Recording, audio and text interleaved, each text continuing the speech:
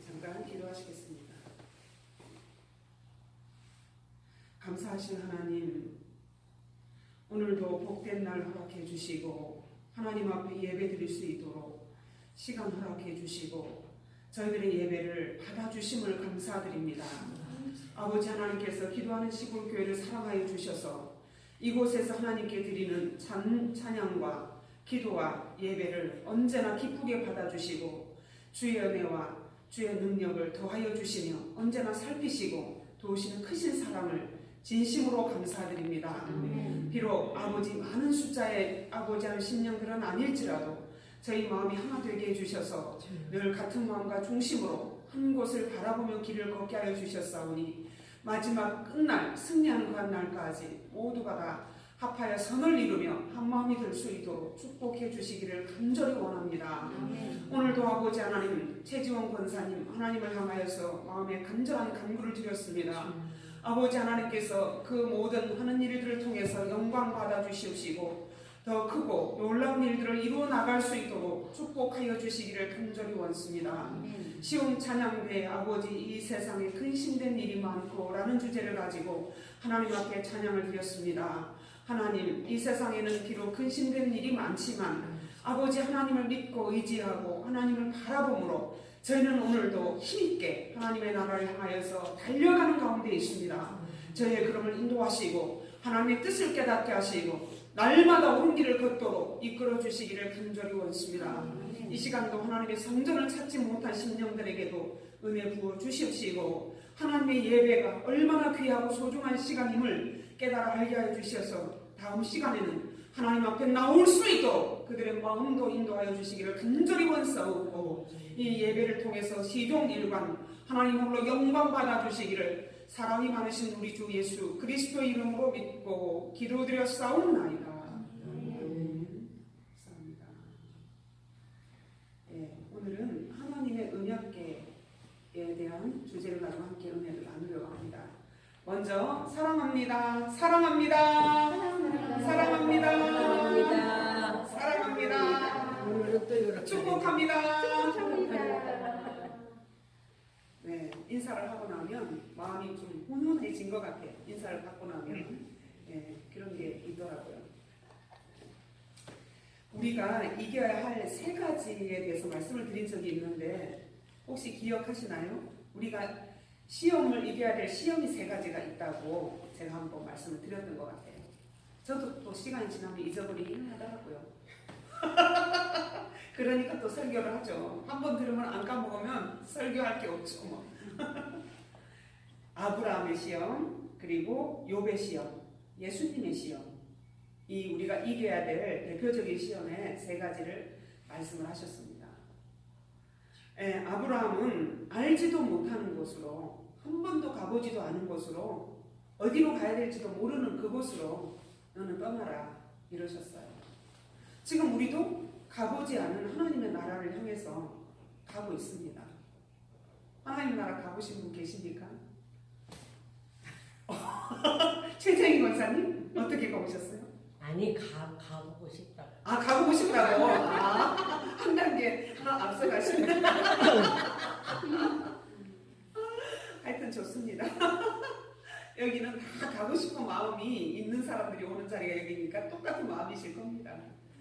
그래서 고향과 친척과 아비집을 떠나라 이래서 그거를 떠나는 것도 엄청난 어려움이고 시험이었겠지만 눈에 넣어도 아프지 않을 100세 때 얻었던 이삭을 하나님께서 바쳐라 이랬을 때 엄청난 시험이었을 겁니다. 그래서 우리가 지금 누리고 있는 이 땅에서 누리고 있는 모든 것은 하나님이 주신 것입니다.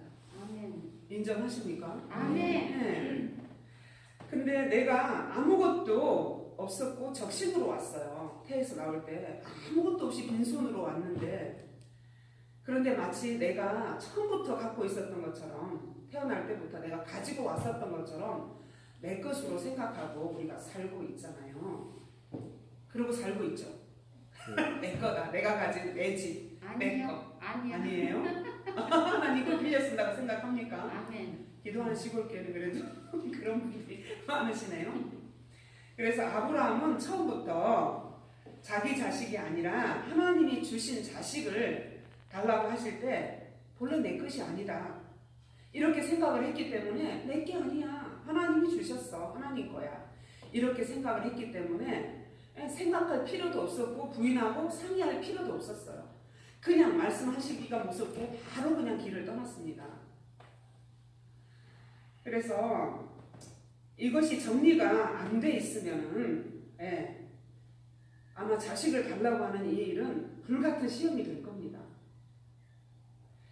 그래서 남은 날 동안 얼마나 하나님을 우리가 더 사랑해야 될까? 사랑하면 아까운 것이 없습니다. 근데 이것이 정리가 안 돼 있으면 하나님의 뜻대로 살기가 너무 어려워요. 언제 나한테 하나님이 뭘 달라고 하실지 어떻게 합니까? 그래서 내가 사는 이 땅 모든 것은 내 게 아니다. 하나님이 주셨고 누리고 있는 모든 것도 내가 가진 지혜, 내가 가진 능력, 내가 가진 건강, 내가 가진 모든 소유 다 내 게 아니고 하나님이 주신 거다. 이게 다 정리가 되어 있으면 시험이 온다 해도 내 게 아니니까 아브라함처럼 이렇게 할 수가 있다라는 것이죠. 그래서 아브라함에게 아버지를 떠나라고 하셨잖아요. 아비와 친척집과 고향과 본토를 떠나라 이랬는데 아버지를 떠나라고 했지만 아버지하고 함께 갔어요. 그래갖고 아버지랑 같이 이 하란의 요충지, 하란도 아주 살기 좋은 데였거든요. 갈대아 우르에서 떠나서 갈대아 우르가 여기 있었으면 하란은 여기 있었어요. 가나안 땅은 이쪽에 있었습니다. 그래서 그 하란의 요충지에서 아버지랑 함께 살다가 아버지가 돌아가신 이후에 하나님의 가라고 하셨던 가나안 땅을 약속의 땅에 들어가게 된 것입니다. 그래서 각자 우리는 나의 앞날 미래를 계획을 하고 있어요. 내가 70살에는 뭐 하던 일을 그만두고 80살이 되면 내가 이제 서서히 뭐 큰 땅에 있는 거는 큰 아들을 주고 또 이제 무슨 돈이 좀 있는 거는 딸을 주고 이제 뭐 나머지 조그마한 집이 있는 거는 막내 아들을 줘야지 뭐 이렇게 해야지 하고 미래를 이렇게 정하고 살게 되는데 우리가 살다 보면 내 계획대로 되는 게 있던가요? 내 계획대로 되는 게 없습니다. 하나님이 이끄심을 따라서 우리는 그냥 갈 수밖에 없어요. 왜냐하면 우리가 세상에 속해 있다면 세상에 속해 있어도 마찬가지입니다. 자기 계획한 대로 안 돼요. 그래서 결국은 100년도 못 사는 인생 1000년을 살 것 마냥 이렇게 살다가 결국은 허무하게 죽는 게 인생이다. 이런 이야기도 많이 하고 있는데 내가 계획한 대로 되는 거는 더더욱 하나님의 사랑을 지극히 받는 우리는 더더욱 내 마음대로 되는 게 없어요. 그래서 성도들이 인도자를 믿지 못한다면 10원짜리 하나도 내놓는 게 쉽지가 않은 일입니다. 왜냐하면 하나님을 사랑하는데 하나님은 눈에 안 보이잖아요. 그래서 목회자를 그래도 신뢰하고 믿게 됐을 때 주일도 하게 되고 하나님 앞에 드리는 것도 아깝지가 않고 이렇게 된다고 합니다. 아멘. 근데 사실은 이 목회자는 그냥 하나님이 쓰시는 도구일 뿐이에요. 하나님 앞에 내가 어떤 일을 할 때에도 하나님 앞에 한다. 하나님 앞에 드린다. 이렇게 생각하면 더 편하고 좋은데 앞에 있는 목회자가 마음에 안 들잖아요. 아무것도 하기 싫어요. 아이고 너나 잘해라. 이러면서 아무것도 하기 싫고 말은 잘하네. 설교는 잘하는구만. 행동하는 건 개차반이구만. 이러면서 뒤에서 이런 거고 저도 뭐 그랬던 때가 있으니까 사람은 다 똑같으니까 그렇잖아요. 그래서 하나님께서는 부족한 사람을 세우신 것 같아. 내가 모자란 사람을 세웠는데 내 대신 세웠거든. 그 모자라도 네가 나를 보고 순종하는가 보자. 이래서 세우셨지 않는가 이런 생각을 자주 합니다. 그래서 나에게 주시는 시험을 통과하지 않으면 영원한 영광의 나라에 절대로 갈 수 없다. 아브라함이 시험을 통과한 것처럼 나도 시험을 통과해야 된다. 내가 먹고 사는 것 그리고 육체의 모든 가시들이 있다고 그랬잖아요. 육체의 가시 그리고 하나님을 시험하는 것 이런 것들이 있게 되는데 마귀가 예수님께 시험을 했잖아요. 네가 하나님의 아들이면 뛰어내려가. 돌로 떡을 만들어봐. 그러면서 천하 만물을 다 보여주면서 경배 한 번만 해봐. 내가 다 줄게. 이렇게 했단 말이에요. 근데 사실 예수님은 스스로도 영광을 나타낼 수 있지 않습니까?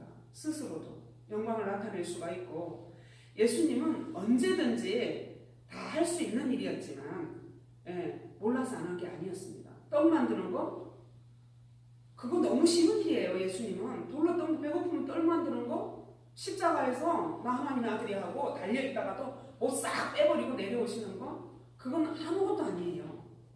몰라서 안 하신 게 아니라 다 할 수 있었지만 하나님의 뜻을 다 아셨기 때문에 안 하셨다는 거예요. 하나님의 아들이거든 십자가에서 내려와봐. 이런 거를 나에게 이런 시험이 온다면 너 하나님의 자녀라며. 너 천국 간다며. 영생 얻는다며. 아이고 근데 왜 이렇게 아프냐? 영생 얻는다면서 왜 이렇게 늙어가냐? 간다더니 아직도 안 갔어. 이렇게 이야기하면 얼마나 분통이 터져서 하나님, 나 하나님 믿은 지 이렇게 오래됐고 하나님이 나를 이렇게 사랑하시는데 나한테 능력을 좀 보여주세요. 내가 좀 뭘 좀 하나님의 자녀답게 뭘 좀 할 수 있게 좀 해주세요. 이렇게 답답해서 뭔가를 보여주고 싶을 거 아니겠습니까? 그렇지 않겠어요? 그런 적이 지금도 저는 그럴 때가 있거든요. 하나님 나 사랑하신 것 같은데 어려울 때 내가 너 사랑한다 하고 하나 좀 딱 보여주세요. 나를 욕하고 나한테 미워하는 사람한테 이런 마음이 들기도 하거든요. 그렇지만 철저히 하나님의 뜻을 따라서 살아야 된다는 거예요. 예수님이 할 수 있다고 해서 돌로 떡 만들어 먹어 드시고 십자가 내려오시고 이러면 하나님의 뜻을 이룰 수가 없는 거잖아요. 그래서 욥의 시험도 마찬가지였습니다. 친구들이 몰려왔어요. 위로해주기는커녕 네가 뭐 잘못한 게 있으니까 그렇지. 아이고 야 잘못한 게 없는데 너한테 그런 이렇게 이런 고난이 오냐? 네가 뭐 우리가 모르는 잘못한 게 있을 거야.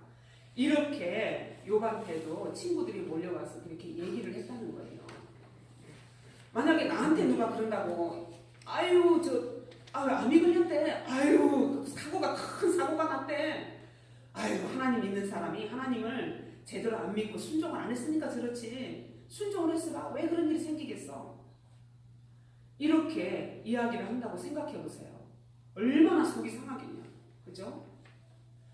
그래서 우리 하나님을 믿는 사람에게는 육체의 가시가 있을 수도 있고 여러 가지 어려움이 있을 수도 있습니다. 그래서 어려워서 힘들어하고 있는 사람한테 뭐가 잘못이 있으니까 그랬지 이런 얘기하면은 안 된다는 거죠. 육체의 가시를 통해서 하나님 앞에 어려움을 당하는데 같이 기도해주고 위로해주고 우리는 그렇게 해서 같은 길을 가는 우리 형제이기 때문에 그렇게 서로가 위로자가 되어야 된다는 거죠. 그래서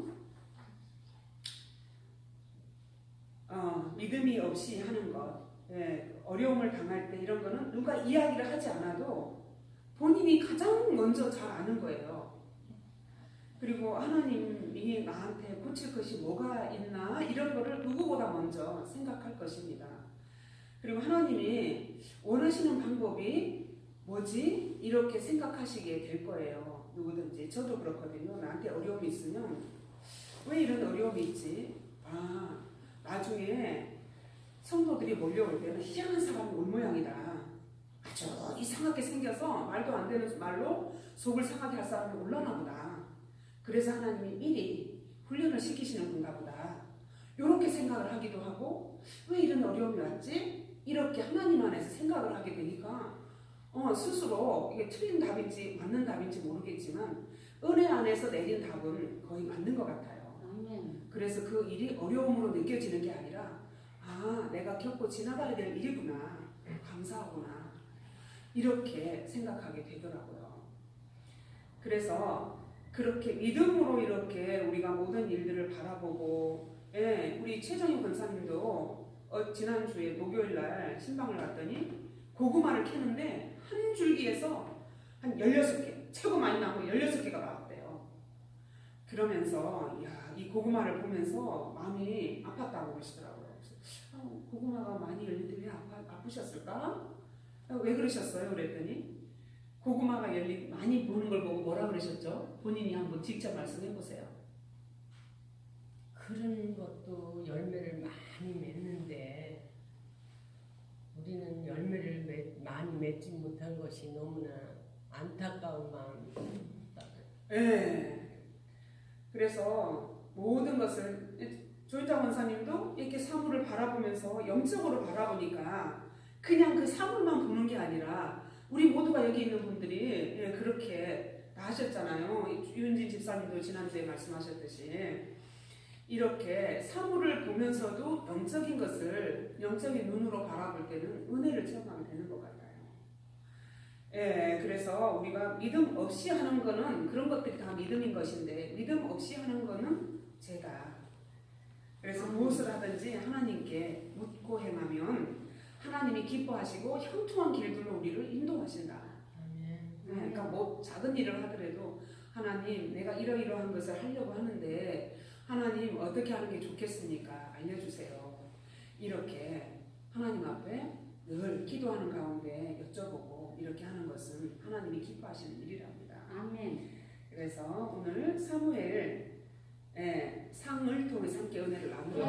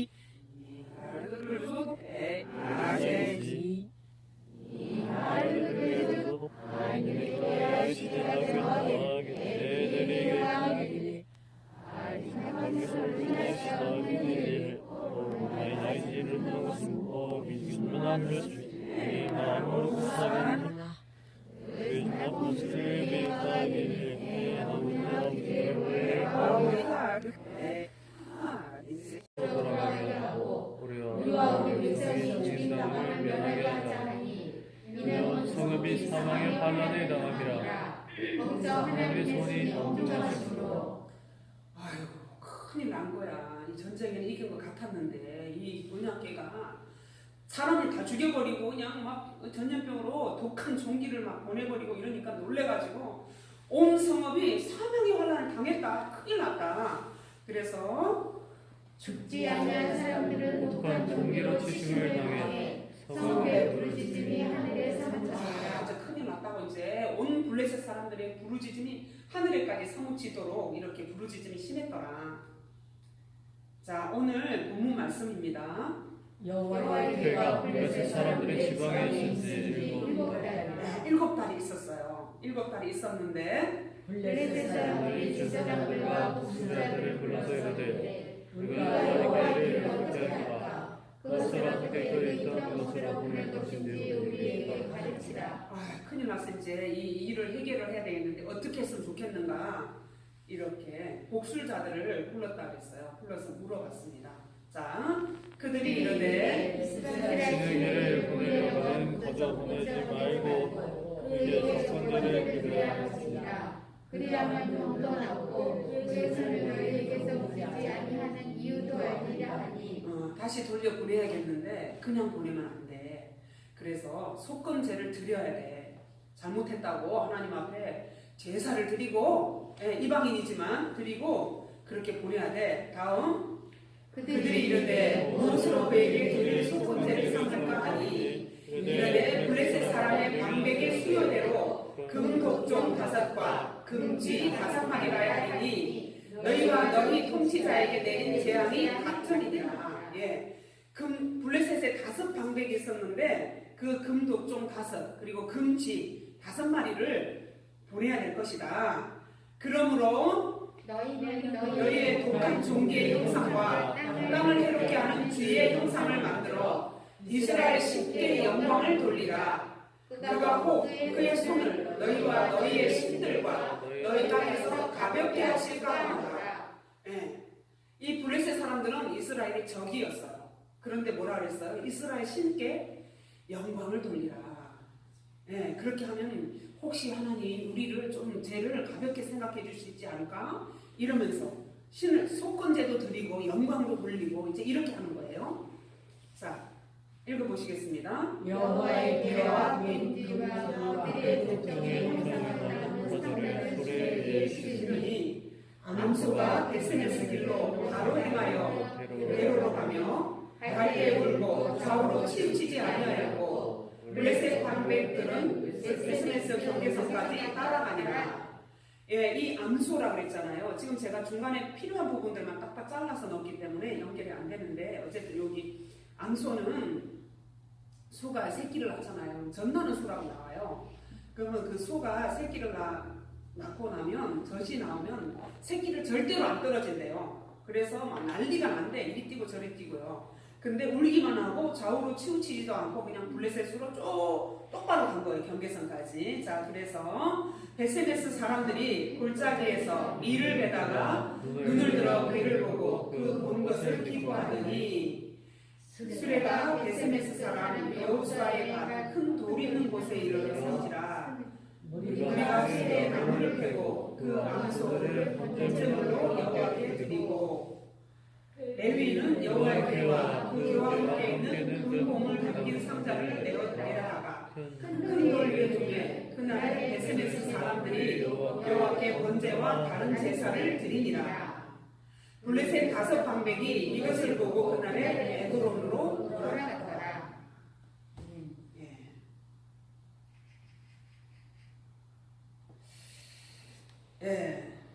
그래서 금 보물들을 보석과 보물들을 실어서 금지를 만들어서 다곤의 제사장들이 말한 대로 속건제를 지내고 돌아오는데 그 돌아오는 과정에서 큰 사건이 하나 있었습니다. 지금 다 쓸 수가 없어서 중간을 이렇게 빼고 있는데 베스메스라고 하는 그 지역은 제사장들이 사는 지역이었어요.